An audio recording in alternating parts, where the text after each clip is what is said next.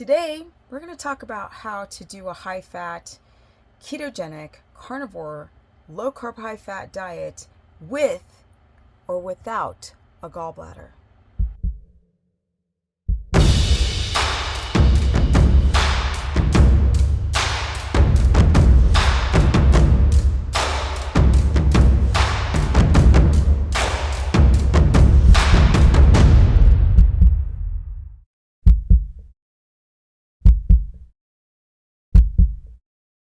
What's up, everyone? Welcome to my very humble channel. Now let's get into it.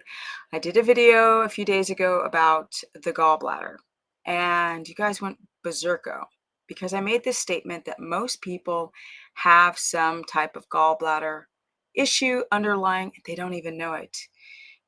Most of us have become fat phobic over the years. Clearly not myself, but in the beginning, you could say I was in that camp, but I wasn't afraid to try more fat. Okay, let's break this down. The reason why I say that most of you have a gallbladder issue is because cholesterol gets backed up into the gallbladder, and if you're not eating fatty meats, which is what our body is designed to do. Sorry, those are flies getting zapped to frack. Our bodies are designed to eat protein, not a bunch of salads. Listen to me well, my people. The carnivore diet in some aspects makes a lot of sense, but in some other aspects it does not, because we're omnivorous. But with that said, as hunter-gatherers, we always love the fatty parts of the animal from head to tail, not from nose to tail, because they also ate the brain. All of these innards are very fatty, or they're encased in a lot of fat. This is where you're going to get your fat-soluble vitamins. So people have had gastric bypass or have low stomach acid, you're drinking alcohol, coffee, you're on proton pump inhibitors, too much carbs, stress, poor sleep, all of that, like the alcohol, smoking cigarettes, all these things can drop your stomach acid, or the chemicals in foods and the preservatives, like I explained in this last video.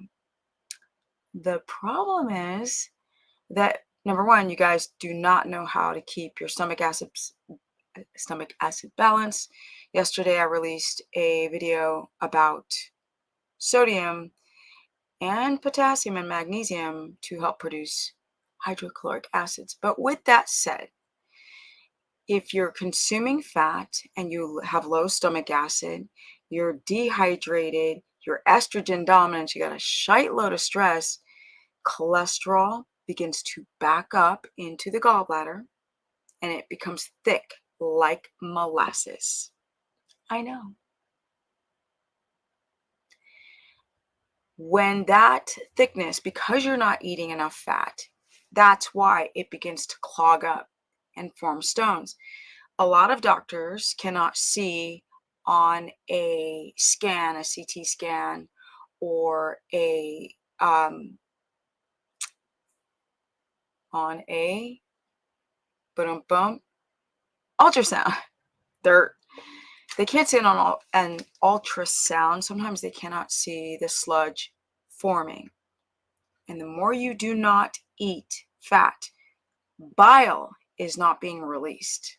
So it just sits there and backs up into chewing gum in the gallbladder when it should be in a nice, flowy solution. I know. Yeah. So vegans typically have issues. Women, now men too. It seems like everyone's having a gallbladder issue. The symptoms are nuanced. It can go from, I feel like a little like, oh my God, I'm so full, on like 2 tablespoons of fat. So many of the people that I do consultations with, they think they're eating a lot of fat because they put 3 tablespoons in a pan and fry it. I'm like, okay, you're losing fat that way. Or they'll have 1 or 2 tablespoons on the plate. No, a lot of fat, and listen to me, my people, a lot of fat is 10 tablespoons on the plate, 6 tablespoons on the plate, not 1 or 2. But with that said, shite hits the fan when you guys don't eat enough protein, eat enough fatty protein, stress, poor sleep, carbs, veganism, alcohol, cigarettes, coffee, and your traditional, proton pump inhibitors, your Tums, your anything that'll drop your stomach acids. Let me pull up what this shit looks like. My pork belly. If I cook this, right? The stuff that's liquid, for those who don't have a gallbladder or who've got sludge, you'll feel sick. When it's still in thick, chunky pieces, when you cook it, that's what the body can handle more. The liver, the bile salts, the having a gallbladder or the not having the gallbladder can handle chunky pieces of fat better than the liquid rendered fat. So in the beginning, you might have to start off with that, and you have to go slow, and then you have to eat your food slowly, and then you might use digestive aids, right? Like lipase or bile salts if you don't have a gallbladder in the very beginning. Now, this is going to go from the stomach straight to the small intestine, meet the fat, and help you break it down and absorb those nutrients. Because if you feel sick while doing a carnivore diet or a keto diet that's high fat, you're not in ketosis. I don't even care if you show ketones on a glucometer.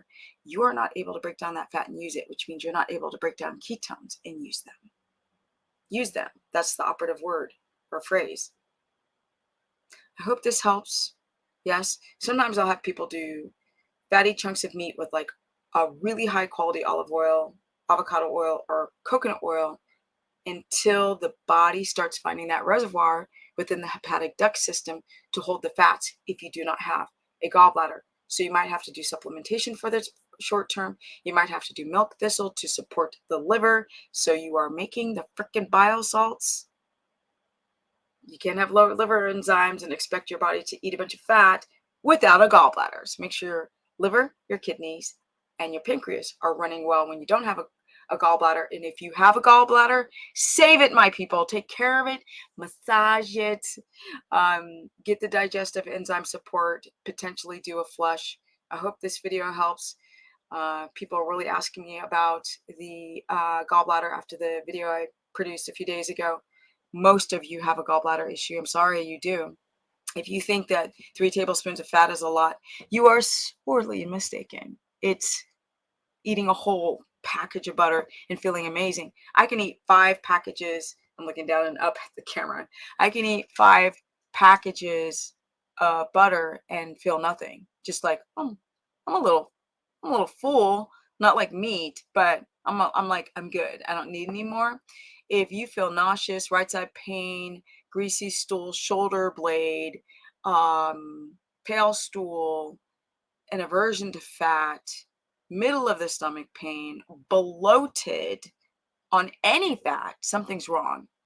If you have an aversion to eating more fat, it's not because it's too much, it's because there's something wrong with you digesting it, which is stomach acid, lipase, and most definitely bile salts. Make sure the liver is functioning properly, my people. The gallbladder is up on the right side up here. So if you got pain here, and it can also radiate to the back and people think it's your kidneys, it could be your gallbladder. If you guys want to learn more, go to stephanieperson.com. This information is going in the challenge, of course, on my course page, but I'm going to simplify all this very detailed stuff and put it into documents and videos on the 30-day challenge coming soon. Also, the course is a $15 a month. Sign up for a consultation if you need to talk to me directly because I got your back. I got your back. I've done this for so long, and if people are making these dietary measures seem easy or fixing your health, then they need to learn some more, or they're just lying. Fasting is not the key. The autophagy is not measurable. Okay, so there's a lot of guessing and accessing brown fat. And if you find yourself atrophying in your muscle, it's because you're using too much cortisol, stress, fight or flight to keep your body in somewhat of a balance, which it's not. Stephanie Ketogenic on my Instagram, Stephanie the business, as in the body business person, on my Facebook fan page. The course, like I said, is $15 a month. You can sign up for it, and it's a subscription base. You can quit at any time. And I'm out. Girls got some energy. I'm 55, and soon I'll be 56 and counting. 16 solid years in ketosis, and it's not easy, my people. It's a journey, but I'm willing to go that route to ketosis land. Energy. Peace. And I'm out.